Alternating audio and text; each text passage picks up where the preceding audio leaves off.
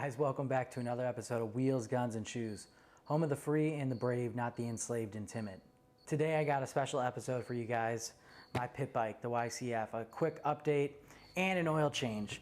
I did have some issues with this, but customer service A+++.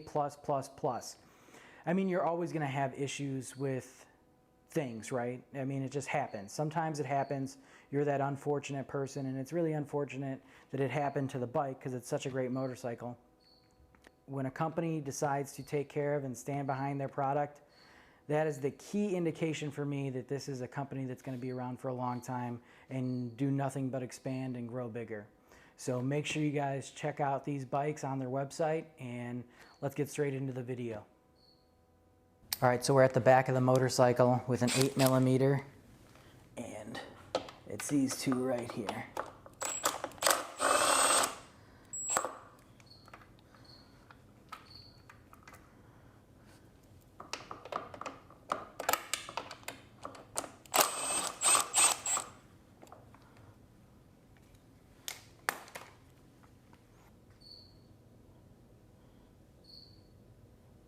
See, it's all cracking.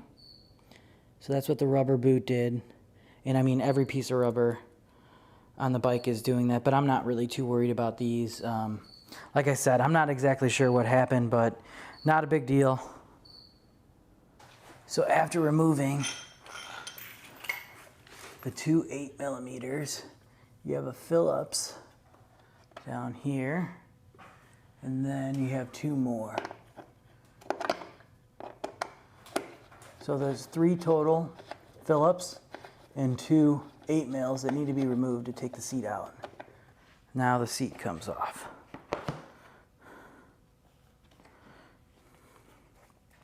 And it's got a little lip right here for the tank.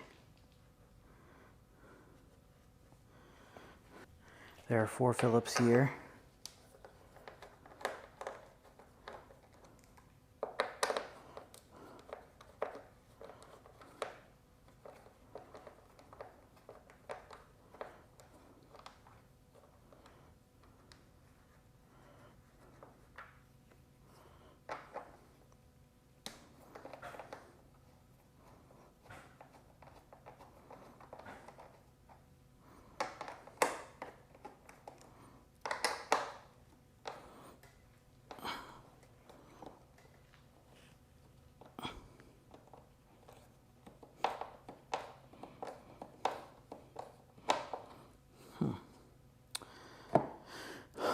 So that ain't good. Looks like this one is spinning inside the tank. So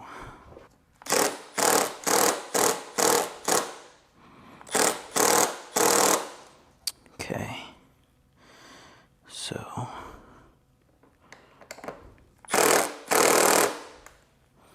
that's not good. Okay. 8mm, holding it on.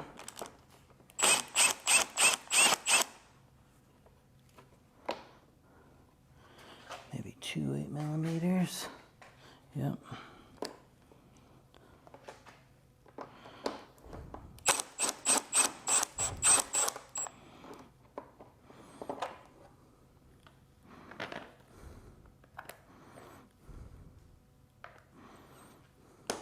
Set these aside. Now my fuel tank is empty, so I'm going to take this line off. So normally you do the same thing to the other side, but it's not coming off, so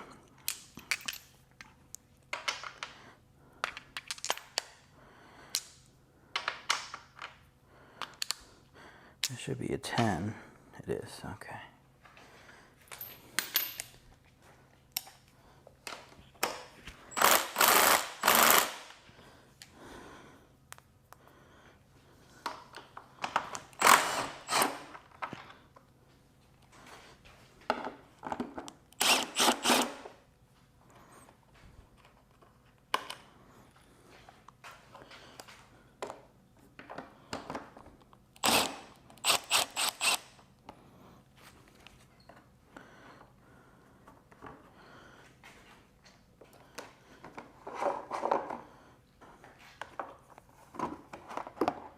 Shield can come off then. Then another 10.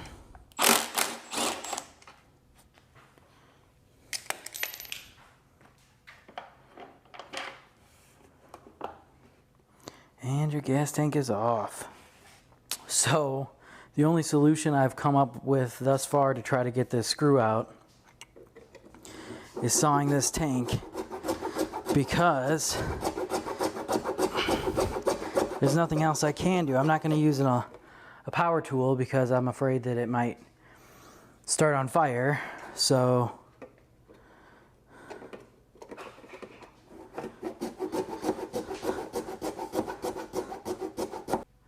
wow, that turned into a nightmare. I finally got it off, and as you can see, I had to cut the whole tank here just to get this piece out, and it's still not wanting to come out. It's spinning with the bolt, right? So I mean, that's why it's not wanting to come out. I'm going to see if I can get some better clamps on that to try to hold that while I get this bolt out right here. Now you're probably like, well, why didn't you drill this out or do that? Well, I don't want to wreck the plastics. I mean, that'd be more parts I have to get. And I already have a tank, so I mean, it's kind of frustrating. I think these were put in too tight from the factory or something. Not really sure what's going on there.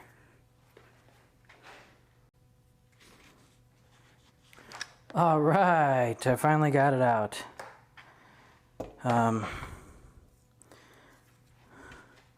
So I was able to use a 10 millimeter, and then I will show you where it cracked. This is 8 now.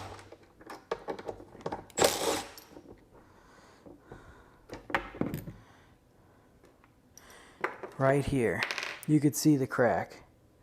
So that's where it was leaking from, and I called YCF. They replaced it, no problem. All right. So after inspecting this boot, it looks like the cracks on the outside are just cracks on the outside, and it doesn't look like it affects the interior of the carb. So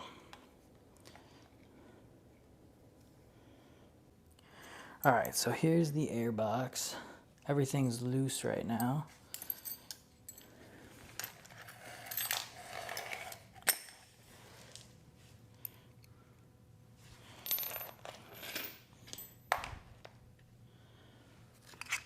All right, so there's 2 bolts back here.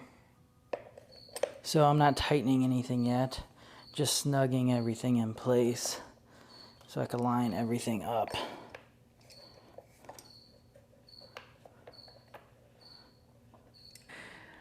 So I am fairly certain it shouldn't take you 3 hours to change a tank like it did for me. Remember, we had that bolt issue up here for the plastics. I put anti-seize in all those. My battery died, that's why I'm kind of refreshing what happened. I got these back in the air box. Remember to leave the air filter off if you're taking the whole box out, and if you're just taking the air filter out, you could just remove this front cover. Got the seat back installed. I put anti-seize on those too.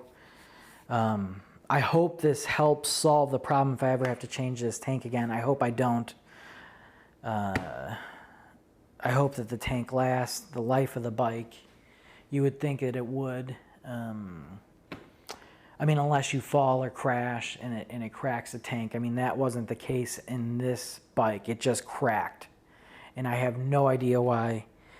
You could see that everything when I was loosening those bolts to take the plastics off, that it was spinning in the tank. So that's not very good. It doesn't show durability in the plastic that way. So I think this was just a one-off thing. You don't see any forums or anybody else talking about issues like that where their tank's cracking or they're having issues with the rubber around their bike. I mean, like I said, a lot of my rubber is just cracking, especially around the bolts, the boot. It cracked at the front of the boot, the front of the carb where it connects to the intake manifold, and at the back of the carb where it connects to the the air filter. It looks like the integrity on the front that connects to the intake manifold isn't compromised. It's just an outside crack. It doesn't look like it actually is taking in extra air. That would be an issue if it was taking in extra air at there. It can make it way too lean and it can blow the engine. So make sure you check that boot. That's an important boot. So is the rear one on the carb. I mean, you don't want dirty contaminants getting into your engine. So make sure those boots are good. They have no cracks, and if it does have micro cracks on the front, I probably will contact YCF and see if I can get a replacement one for that one as well. But yeah, I mean, that's about it. So I mean, this turned, I jinxed myself when I said it's only a couple bolts. I'll show it on camera. So don't do that to yourself. Just get it done. And that's how you change the tank and that rubber boot.